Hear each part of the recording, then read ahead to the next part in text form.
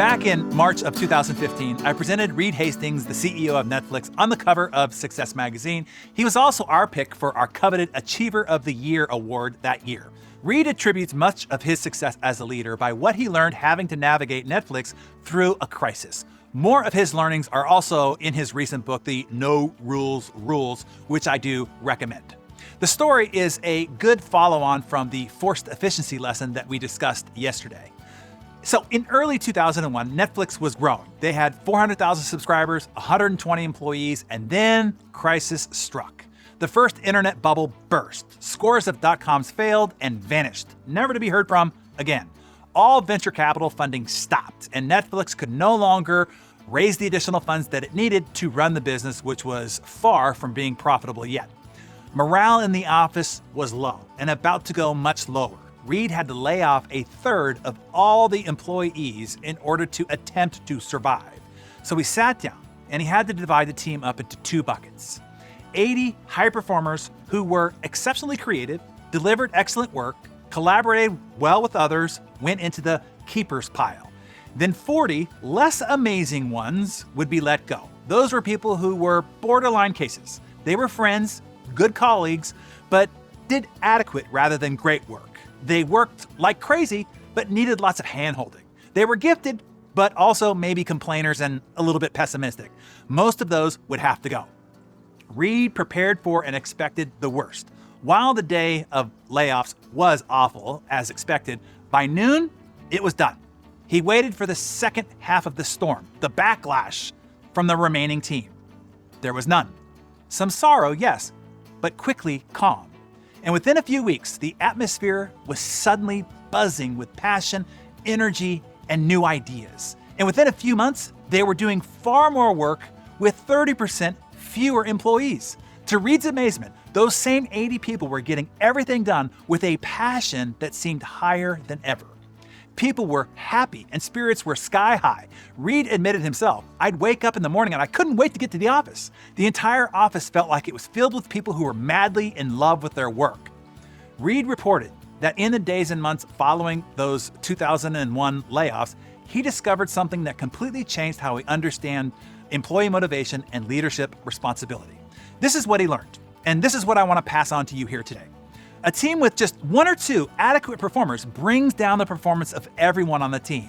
If you have a team of 5 stunning employees and 2 adequate ones, the adequate ones will 1. Sap the leader's time and energy and attention so they will have far less for the top performers. 2. Reduce the quality of group discussions, lowering the team's overall IQ. 3. Force others to develop ways to work around them, reducing efficiency. 4. Drive team members who seek excellence to quit. And 5. Show the team that you accept mediocrity, thus multiplying the problem. As Steve Jobs would describe it, you end up with a bozo explosion in your organization. As Reed writes, for top performers, a great workplace isn't about a lavish office, a beautiful gym, or a free sushi lunch. It's about the joy of being surrounded by people who are both talented and collaborative, people who can help you be better. When every member is excellent, performance spirals upward as employees learn from the morale and motivation of one another. So write this down.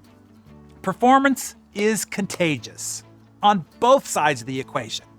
Professor Will Phelps of the University of New South Wales in Australia conducted an extensive study proving that even when all other team members were exceptionally talented, intelligent, dedicated, and hardworking, one individual's underperformance or poor behavior brought down the effectiveness of all team members.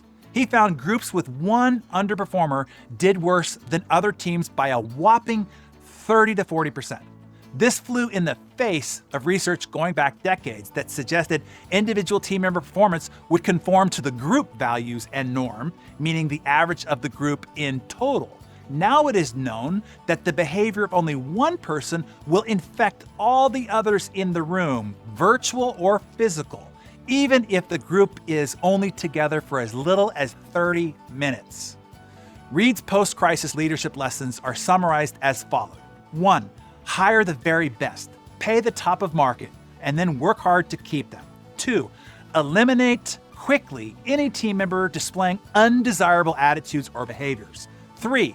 Coach managers to have the courage and the discipline to eliminate adequate but not high-performing team members.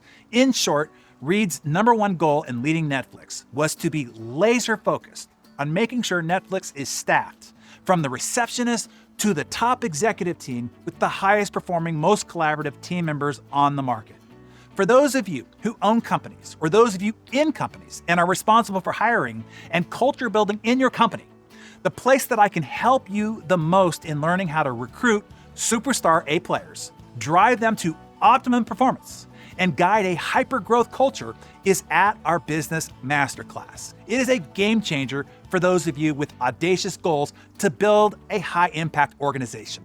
Just ask anyone in the community who has been through it. Get yourself to our next one. Go to dhbmc.com to inquire further.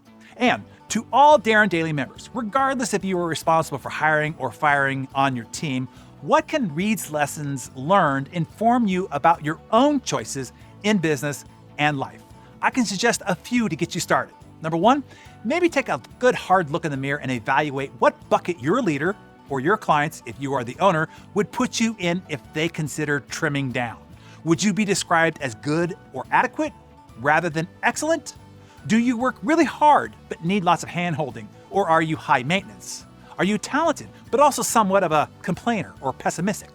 2, maybe take a look at your relationships and divide it into 2 buckets and consider maybe liberating some of those back into the friend pool.